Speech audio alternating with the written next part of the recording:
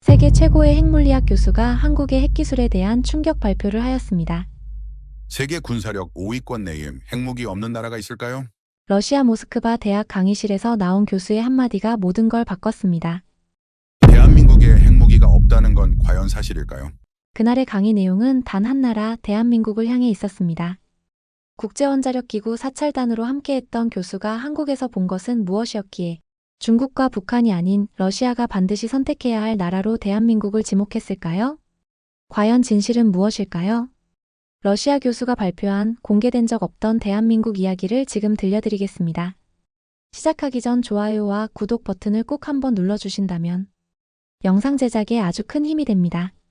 저는 모스크바 국립대학교 핵물리학과 강단에 서서 학생들을 바라봤습니다. 40년 넘게 핵을 연구해온 제게도 오늘은 특별한 날이었죠. 평소처럼 교과서를 펼치는 대신 저는 책을 덮고 천천히 입을 열었습니다. 여러분, 오늘은 교과서 대신 제 경험담을 들려드리겠습니다. 오늘 아침에 저를 10년 전 기억으로 되돌려 놓은 아주 흥미로운 메일을 받았거든요. 강의실이 술렁이기 시작했습니다. 러시아 최고의 핵 연구자가 직접 들려주는 비밀스러운 이야기라니 학생들의 호기심이 폭발하는 게 눈에 보였죠. 제 앞에 앉은 100여 명의 학생들 얼굴에는 기대감이 가득했습니다. 그래서 오늘 수업은 조금 특별할 겁니다. 여러분께 하나 질문을 던져보죠. 저는 잠시 숨을 고르고 칠판에 숫자를 적기 시작했습니다. 세계 군사력 순위 1위부터 5위까지. 그 안에 핵무기가 없는 나라가 있을까요? 학생들이 일제히 고개를 저으며 웅성거렸습니다. 예상했던 반응이었죠. 그럴 리가 있나요, 교수님? 핵 없이 어떻게 군사력 상위권에 들겠습니까? 불가능합니다. 미국, 러시아, 중국, 프랑스, 영국 모두 핵보유국 아닙니까? 학생들의 반응을 보며 저는 속으로 미소를 지었습니다. 바로 이런 반응을 기대했거든요. 그때 뒷줄에 앉은 중국인 유학생이 손을 번쩍 들었습니다. 이 학생은 평소에도 자국에 대한 자부심이 강했죠. 교수님, 비공식 순위라면 사실상 중국이 1위일 겁니다. 미국보다 더 강력하다고 봐야죠. 중국의 핵무기 보유량과 최신 기술력을 보면 말입니다. 순간 강의실의 공기가 싸늘해졌습니다. 러시아 학생들의 시선이 일제히 그 중국인 유학생에게 쏠렸죠. 묘한 긴장감이 흘렀습니다. 러시아 학생들 사이에서 작은 웅성거림이 일었습니다. 중국이 1위라니 러시아를 무시하는 건가? 저는 이 상황을 잠시 즐기듯 지켜보다가 미소를 띠고 말했습니다. 좋습니다. 아주 흥미로운 의견이군요. 하지만 진짜 정답은 제가 나중에 알려드리겠습니다. 오늘 제 이야기를 끝까지 듣는다면 여러분 스스로 답을 알게 될 겁니다. 학생들이 더욱 크게 술렁였습니다. 긴장과 호기심이 교차하는 분위기 속에서 저는 10년 전 북한에서의 충격적인 경험과 최근 중국에서 목격한 현실들을 떠올렸습니다. 그리고 그 모든 것을 뒤바꾼 한 곳에서의 놀라운 발견까지. 강의의 분위기는 이미 뜨겁게 달아올랐죠. 그럼 먼저 중국 이야기부터 해볼까요? 저는 칠판을 돌아서며 학생들을 바라봤습니다. 그 중국인 유학생의 얼굴에는 자신감이 가득했죠. 2년 전 저는 러시아 다시 중국 핵협력 프로젝트의 일환으로 베이징 근교의 지하 핵연구 단지를 방문했습니다. 그곳의 규모는 정말 압도적이었어요. 학생들이 집중하기 시작했습니다. 실제 경험담이라니 모두의 눈빛이 달라졌죠. 지하 50m 깊이에 축구장 20개를 합친 크기의 연구소가 있었습니다. 최첨단 장비들이 즐비했고 연구원만 3,000명이 넘었어요. 중국의 저력을 실감할 수 있었죠. 중국인 유학생이 뿌듯한 표정을 지었습니다. 하지만 저는 그곳에서 한 가지 이상한 점을 발견했습니다. 연구소 내부는 완전히 구획화되어 있었어요. 어동에서 일하는 연구원은 비동에서 무슨 연구를 하는지 몰랐습니다. 시동 연구원은 디동의 존재조차 몰랐죠. 저는 잠시 말을 멈추고 학생들의 반응을 살폈습니다. 더 놀라운 건 의사결정 구조였습니다. 모든 연구 방향은 위에서 내려왔어요. 연구원들은 왜 이 연구를 하는지, 전체 프로젝트에서 자신의 역할이 무엇인지 알지 못했습니다. 중국인 유학생의 표정이 굳어지기 시작했습니다. 제가 만난 한 중국 연구원은 이렇게 말했어요. 교수님, 저희는 시키는 대로만 합니다. 질문하면 안 되거든요. 강의실이 조용해졌습니다. 그날 저녁 연구소 식당에서 있었던 일은 더욱 충격적이었습니다. 한 연구팀이 6개월간 진행한 실험이 완전히 실패했다는 보고가 올라왔거든요. 저는 목소리를 낮췄습니다. 상부에서는 다시 해라는 지시만 내렸습니다. 왜 실패했는지 분석하지도 않고 방법을 바꾸지도 않고 말이에요. 그 연구원들은 똑같은 실험을 반복해야 했습니다. 학생들이 웅성거리기 시작했습니다. 저는 그때 깨달았습니다. 아무리 큰 시설과 많은 인력이 있어도 창의적 사고가 막힌 곳에서는 진정한 과학이 불가능하다는 것을 말이죠. 중국인 유학생이 손을 들었습니다. 교수님, 하지만 중국의 핵기술 발전 속도는 세계 최고 수준 아닙니까? 맞습니다. 속도는 빠르죠. 하지만 혁신은 다른 문제입니다. 중국은 기존 기술을 빠르게 따라잡는 데는 탁월합니다. 하지만 완전히 새로운 것을 창조하는 능력은 제한적이에요. 시스템 자체가 그것을 허용하지 않거든요. 중국은 러시아의 매우 중요한 나라입니다. 하지만 그 시설을 보고 난 후 저는 중국이 결코 진정한 과학 선진국이 될 수 없다고 생각했습니다. 아까 그 중국인 유학생의 얼굴이 붉어졌습니다. 교수님, 그건 편견 아닙니까? 편견이 아니라 경험입니다. 곧 더 충격적인 이야기를 들려드릴 테니까요. 저는 심호흡을 하고 강의실을 둘러봤습니다. 학생들의 시선이 모두 저에게 집중되어 있었죠. 10년 전 저는 국제원자력기구 사찰단의 일원으로 북한 영변 핵시설을 방문했습니다. 그곳에서 본 것은 제 인생에서 가장 참담한 광경이었어요. 강의실이 숨죽일 듯 조용해졌습니다. 영변에 도착한 첫날 저는 눈을 의심했습니다. 핵시설이라고 하기에는 너무나 낡고 초라했거든요. 건물 외벽은 페인트가 벗겨져 있었고 창문 몇 개는 깨진 채로 방치되어 있었습니다. 저는 잠시 말을 멈추고 그날의 기억을 떠올렸습니다. 연구동에 들어서자마자 정전이 일어났습니다. 하루에 3번씩 정전이 된다더군요. 발전기를 돌리는 시간도 제한되어 있어서 연구원들은 촛불 켜놓고 실험 데이터를 정리하고 있었어요. 학생들이 놀란 표정을 지었습니다. 더 충격적인 건 연구원들의 모습이었습니다. 젊은 연구원 한 명은 너무 말라서 실험 보기 헐렁했어요. 점심시간에 본 그들의 도시락은 옥수수밥에 김치 몇 조각이 전부였습니다.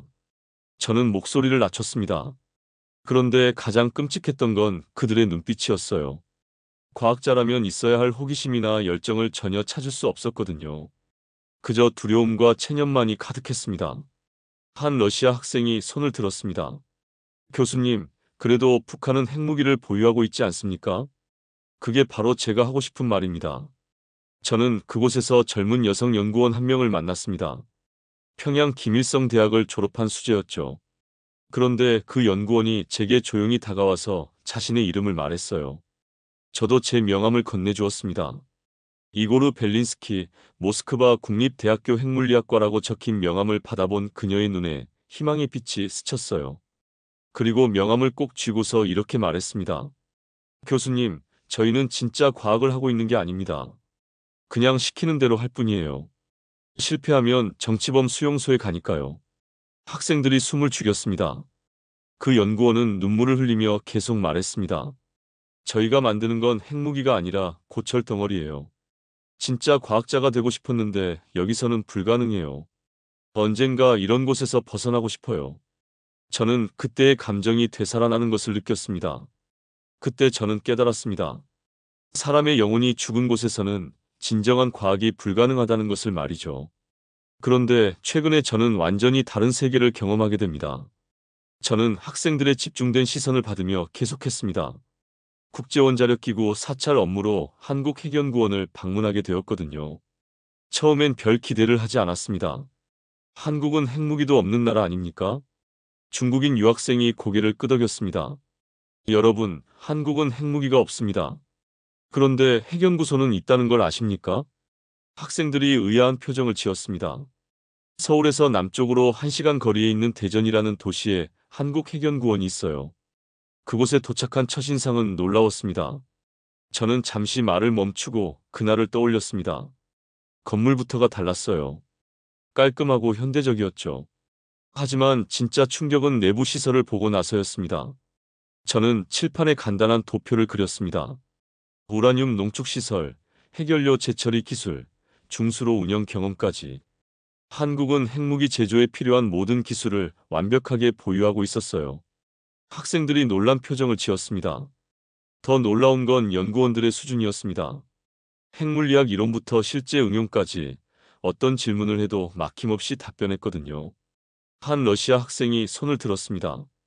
교수님, 그 정도면 핵무기 개발이 가능하다는 뜻 아닙니까? 바로 그겁니다.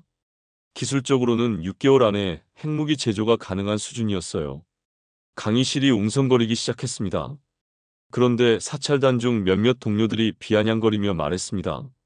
기술은 있어도 핵무기를 만들지 않는 나라네요. 겁이 많은 건가요? 저는 그때의 상황을 생생하게 기억했습니다.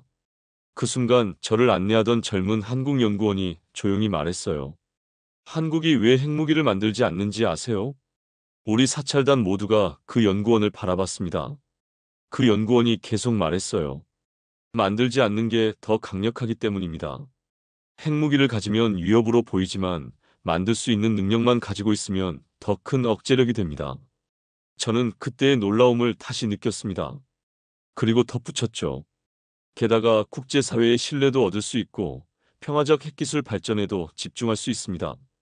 그 말이야말로 한국의 진짜 지혜였습니다. 그런데 사실 그 연구원의 말이 너무 자신감 있어 보이고 뭔가 묘했거든요. 저는 잠시 말을 멈추고 학생들의 반응을 살폈습니다. 근데 그 이유를 알았어요. 강의실이 더욱 조용해졌습니다. 여러분, 그런데 말이죠. 핵무기가 없는데 만들 수는 있다지만 한국에서 핵은 원자력 발전소의 전기 생산을 위해서만 이용되고 있죠. 저는 칠판에 숫자를 적기 시작했습니다. 전기 생산은 5% 정도로 농축된 저농축 우라늄이 사용되고 있단 말이에요. 그런데 생각해보면 핵무기는 90% 이상 고농축 우라늄이 필요한데 한국이 그걸 해봤겠냐고요? 학생들이 고개를 끄덕였습니다. 그런데 진짜 해봤더라고요. 강의실이 숨죽일 듯 조용해졌습니다. 알아보니 2000년도에 비밀리에 77% 고농축 우라늄을 제조했다가 국제원자력기구에 발각된 사실이 있었어요. 학생들이 웅성거리기 시작했습니다. 어떻게 그런 일이 가능합니까? 정말입니까, 교수님? 더 놀라운 건 현재는 더 대단한 기술이 있다는 거죠. 저는 목소리를 낮췄습니다. 지금 우라늄을 95% 고순도로 추출하는 기술은 한국만 개발했다는 것 아시나요? 거기다 한미원자력 협정 때문에 90% 이상. 농축은 미국 승인이 필요하지만 기술적으로는 완벽하게 보유하고 있어요. 대체 그들이 왜 그러는지 모르겠다는 거예요, 전. 한 러시아 학생이 떨리는 목소리로 말했습니다. 교수님, 소름 돋습니다. 정말 무서운 나라네요. 그 연구원이 저에게 말했어요. 우리는 무기용으로 쓰지 않는다면 고농축 우라늄에 대한 모든 기술이 갖춰져 있습니다. 그 연구원의 자신감은 바로 여기서 나온 것이었습니다. 저는 학생들을 둘러봤습니다. 한국은 핵무기 없이도 핵보유국들과 대등하게 협상할 수 있는 유일한 나라였던 거예요. 기술적 능력은 완벽하지만 정치적 선택으로 만들지 않는 나라 말입니다. 그런데 한국의 진짜 놀라운 기술은 따로 있었습니다. 저는 칠판을 가리키며 학생들을 바라봤습니다. 소형 모듈 원자로, 줄여서 SMR이라고 부르는 기술이에요. 이게 바로 게임 체인저였습니다. 기존 원자로는 거대한 시설이 필요했죠. 그런데 SMR은 트럭으로 옮길 수 있을 정도로 작습니다. 하지만 성능은 기존 원자로와 비슷해요. 저는 그날 한국에서 본 것을 떠올렸습니다. 한국 연구원들이 저에게 보여준 건 정말 충격적이었어요. 컨테이너 크기의 원자로로 소도시 전체에 전기를 공급할 수 있더라고요. 학생들이 놀란 표정을 지었습니다. 더 놀라운 건 활용 범위였습니다. 저는 칠판에 그림을 그리기 시작했습니다. 쇠빙선에 탑재해서 북극 항로를 개척할 수 있어요. 잠수정에 설치하면 몇 달간 잠수가 가능하죠. 심지어 우주기지에서도 사용할 수 있습니다. 러시아가 이 분야에서 기술적 선두라고 자부했는데 한국은 생태계와 응용력에서 무섭게 추격하고 있었어요. 중국인 유학생이 반박했습니다. 교수님, 하지만 중국도 SMR 기술을 개발하고 있지 않나요? 맞습니다. 하지만 근본적인 차이가 있어요. 저는 목소리를 낮췄습니다. 중국과 러시아의 SMR은 주로 군사적 목적이에요. 핵잠수함이나 핵항공모함 같은 무기 체계에 집중하죠.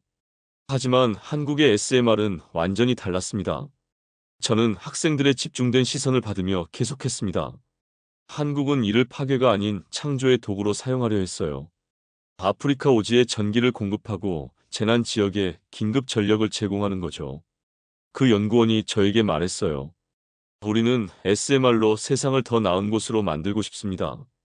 강의실이 조용해졌습니다. 바로 그때 저는 깨달았어요. 한국의 진짜 힘은 기술 그 자체가 아니라 그 기술을 바라보는 철학이라는 것을 말이죠. 무엇보다 놀라웠던 건 그들의 협업 방식이었습니다. 저는 그날의 감동을 떠올렸습니다. 연구원들이 하나의 목표를 위해 열정적으로 몰입하고 근무 시간을 넘어서도 자발적으로 협력하는 모습을 봤어요. 중국이나 북한에서는 상상할 수 없는 광경이었죠. 그런데 이건 연구소 안에서만 일어나는 일이 아니었습니다. 한국도 알고 보니 우리처럼 징병제인데 우리랑 차이가 뭔지 아세요? 저는 칠판에 숫자를 적으며 설명했습니다. 우린 1년 근무하지만 거긴 1년 반 근무합니다. 우리의 1.5배죠. 이게 작은 것 같지만 모든 남성들이 복무한다고 생각했을 때는 엄청난 차이예요. 한 러시아 학생이 손을 들었습니다. 교수님, 그럼 한국 남성들이 더 오래 복무하는 건가요? 맞습니다. 더군다나 한국은 20년 전만 해도 2년 동안 복무했고 점차 줄여와서 이 정도라고 합니다. 선진국 반열에 든 국가 중에 이런 나라가 있을까요? 저는 목소리를 낮췄습니다. 그런데 진짜 놀라운 건 따로 있었어요. 한국의 한 설문조사 결과에 한국 남성의 90% 이상이 전쟁이 발발하면 꼭 참여하겠다고 답변했다고 합니다. 학생들이 웅성거리기 시작했습니다. 그 증거로 한국의 예비군 훈련 참석률은 99%예요. 아무리 법으로 정해져 있다곤 해도 말이죠. 강의실이 조용해졌습니다. 그에 비해 우리 러시아 상황은 어떤가요? 저는 잠시 말을 멈췄습니다. 최근 실제 러시아의 동원령이 발표되었을 때 무슨 일이 일어났죠? 30만 명 동원령이 발표되자마자 수십만 명이 카자흐스탄, 조지아, 아르메니아로 대거 탈출했습니다. 학생들의 표정이 어두워졌습니다. 국경에는 차량 행렬이 수십 킬로미터씩 이어졌고 항공권은 매진되었어요. 징집을 피하기 위해 숨거나 고의로 다치거나 뇌물을 주는 사례도 빈번했죠. 저는 학생들의 반응을 살폈습니다. 한국 남성 90%가 참여하겠다고 답한 것과 러시아 남성들이 탈출한 것. 이 차이가 바로 진짜 국력의 차이가 아닐까요? 러시아 남학생들은 모두 부끄러운 듯 고개를 숙였습니다. 그 순간 저는 깨달았습니다. 진짜 강한 나라는 국민이 도망가지 않는 나라라는 것을 말이죠. 여러분, 지금까지 중국, 북한, 한국 이야기를 꺼낸 이유를 아시겠나요? 저는 강의실을 천천히 둘러보며 학생들의 반응을 살폈습니다. 러시아는 지금 중국과 북한과 손을 잡고 있습니다. 하지만 이 길이 과연 미래를 위한 올바른 방향일까요? 한 러시아 학생이 손을 들었습니다. 교수님, 중국은 우리의 중요한 동맹국 아닙니까? 맞습니다. 하지만 동맹과 의존은 다른 개념이죠. 저는 칠판에 세 개의 원을 그렸습니다. 중국은 경제적으로는 강력하지만 창조적 사고가 제한된 나라예요. 북한은 핵무기는 있지만 과학의 영혼이 죽은 나라고요. 반면 한국은 핵무기 없이도 진정한 힘을 가진 나라였습니다. 중국인 유학생이 발끈하며 말했습니다. 교수님, 그건 편견입니다. 중국의 과학기술 발전을 무시하는 거예요. 편견이 아니라 제가 직접 경험한 사실입니다. 저는 차분하게 대답했습니다. 중국의 지하 연구소에서 본 것처럼 아무리 큰 시설과 많은 인력이 있어도 창의적 사고가 막힌 곳에서는 진정한 과학이 불가능해요. 북한의 영변에서 본 것처럼 공포와 감시 속에서는 과학자의 영혼이 죽습니다. 저는 목소리를 높였습니다. 반면 한국에서는 자유로운 사고와 창의적 협력이 가능했어요. 그래서 핵무기 없이도 더 큰 힘을 발휘할 수 있는 거죠. 또 다른 러시아 학생이 질문했습니다. 그럼 교수님께서는 러시아가 어떻게 해야 한다고 생각하시나요? 우리는 다시 고민해야 합니다. 저는 진지한 표정으로 답했습니다. 중국과 북한의 길을 따라갈 것인가, 아니면 한국처럼 진정한 과학적 자유와 창의성을 추구할 것인가 말이죠. 강의실이 조용해졌습니다. 러시아는 위대한 과학 전통을 가진 나라입니다. 멘델레예프, 랜다우, 사하로프 같은 천재들이 나온 나라예요. 저는 학생들을 하나씩 바라봤습니다. 우리에게는 한국처럼 자유로운 사고와 창의적 협력이 가능합니다. 굳이 중국과 북한의 길을 따라갈 필요가 없어요. 그런데 여러분, 이제 정말 중요한 이야기를 해드리겠습니다. 강의실은 이미 숨소리조차 삼킨 듯 고요했습니다. 저는 칠판 앞에 서서 천천히 학생들을 바라봤어요. 저는 평생 핵을 연구해온 사람입니다. 러시아 원자력청에서 그리고 지금 이곳 모스크바에서 수많은 제자들과 함께 핵을 다뤄왔어요. 학생들이 숨을 죽이며 집중했습니다. 그런데 말이죠, 핵은 단순한 무기가 아닙니다. 잘못 쓰이면 인류를 파멸시키지만 제대로 쓰이면 사람들의 삶을 풍요롭게 만드는 동력원이 되죠.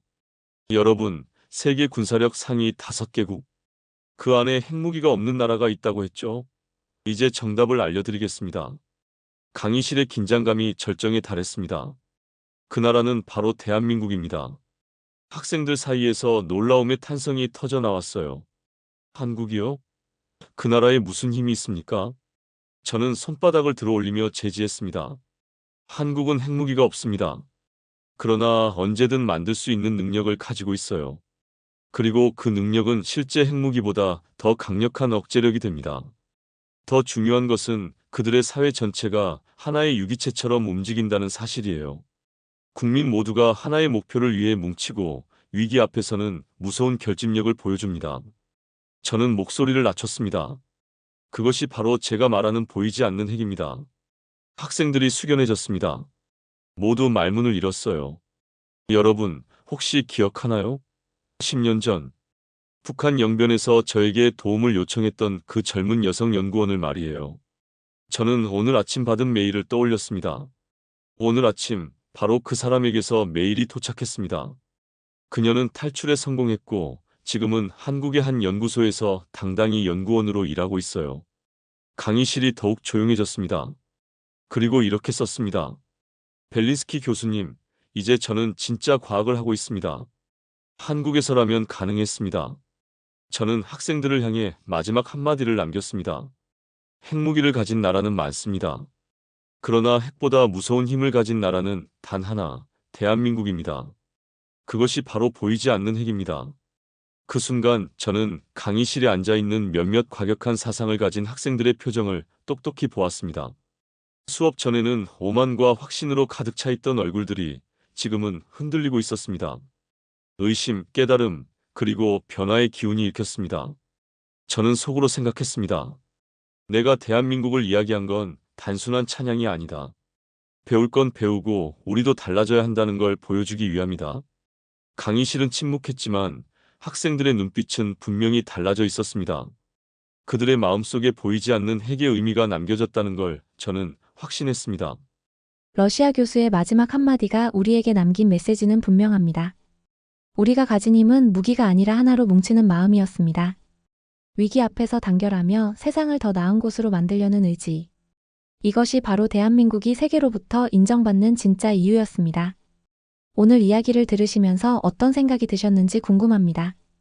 우리는 지금도 조용히 그러나 확실하게 앞으로 나아가고 있습니다. 그리고 그 길 위에 우리 모두가 함께 있습니다. 영상 끝까지 함께 해주신 그 마음 잊지 않고 기억하겠습니다. 여러분의 구독과 좋아요, 그리고 남겨주신 생각 하나하나가 저희 코리아 공감의 다음 이야기를 만듭니다. 감사합니다.